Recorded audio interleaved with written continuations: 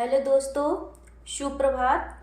आज हम इस वीडियो में मैथिली शरण गुप्त की काव्यगत विशेषताएं बता रहे हैं। जो प्रश्न अधिकतर पूछा जाता है कि मैथिली शरण गुप्त की काव्यगत विशेषताएं बताइए, अथवा मैथिली शरण गुप्त जी राष्ट्रीय चेतना के कवि कहे जाते हैं, बताइए। मैथिली शरण गुप्त जी आधुनिक काल के प्रतिनिधि कवि हैं। आधुनिक समाज की सभी भावनाओं, सभी विचारों और सभी वर्गों का उनका साहित्य समाधान करता है। गुप्त जी की ये पंक्तियाँ समस्याओं को सुलझाने के लिए कही गई हैं। उनकी रचना भारत भारती में देश प्रेम के प्रति असीम प्यार दिखाती हैं। हम कौन थे, क्या हो गए हैं और क्या होंगे अभी, आओ विचारें बैठकर ये समस्याएं सभी। मानवतावाद।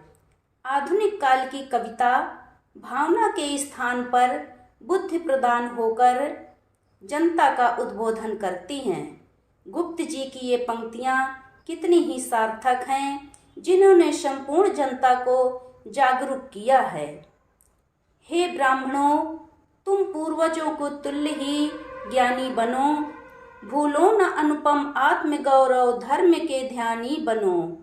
क्षत्रिय सुनो, अब तो कुयश की कालिमा को मेट दो, निज देश को जीवन सहित तन मन तथा धन भेंट दो।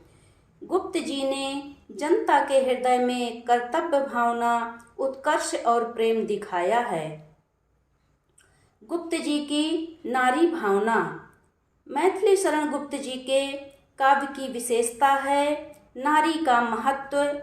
उन्होंने नारी और दलित वर्ग की ओर दूसरे कवियों को भी ध्यान देने की बात कही है। नारी का सहज और स्वाभाविक वास्तविक रूप को लेकर समाज में नारी स्थिति, नारी के अबलापन और उस विश्वास रूप को अपनी रचना यशोधरा में दिखाया है। अबला जीवन हाय तुम्हारी यही कहानी, आंचल में है दूध और आँखों में पानी। इतना ही नहीं, नारी के इस अबलेपन स्थिति को भी दिखाया है और वहीं पर गुप्त जी ने नारी के महत्व को भी यथा स्थान दिया है।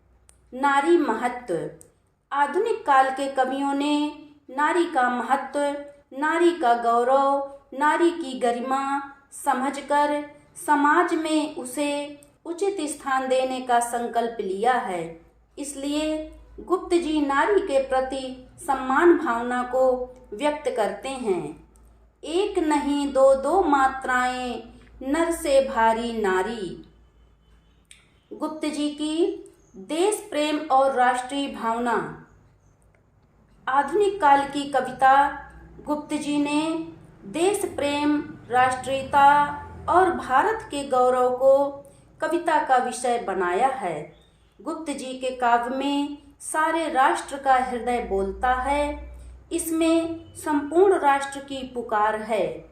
गुप्त जी की ये पंक्तियाँ प्रत्येक मानव के लिए अपना संदेश देती हैं।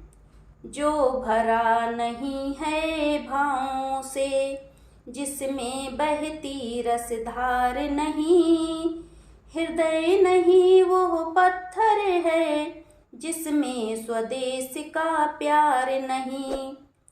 प्रकृति चित्रण। गुप्त जी की रचना पंचवटी में 14 वर्ष की वनवास अवधि में राम, लक्ष्मण और सीता के साथ पंचवटी में रहे।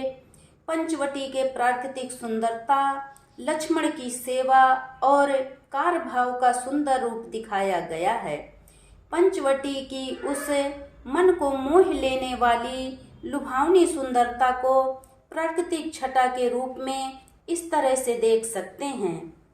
चारु चंद्र की चंचल किरणें खेल रही हैं जल थल में, स्वच्छ चांदनी बिछी हुई है अवनी और अंबर तल में। पुलक प्रकट करती है धरती, हरित तृणों की नोकों से मानो तरु भी झूम रहे हैं मंद पवन के झोंकों से।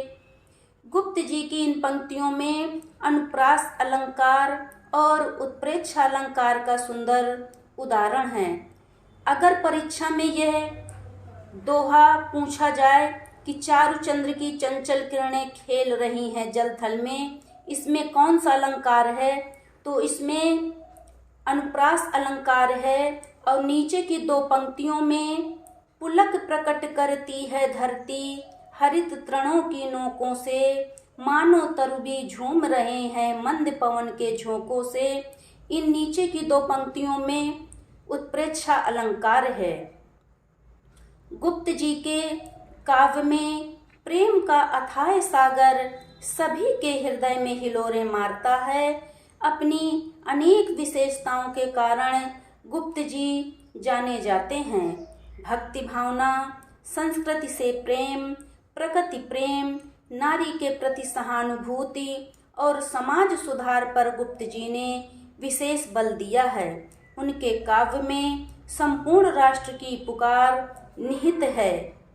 मानस भवन में आर्यजन जिनकी उतारे आरती, भगवान भारत वर्ष में गूंजे हमारी भारती। अगर हमारी इस वीडियो से कुछ नई जानकारी आपको मिली हो तो वीडियो को लाइक अवश्य करें और चैनल को सब्सक्राइब करें। अगले वीडियो में हम भारतेंदु हरिश्चंद्र जी के बारे में बताएंगे।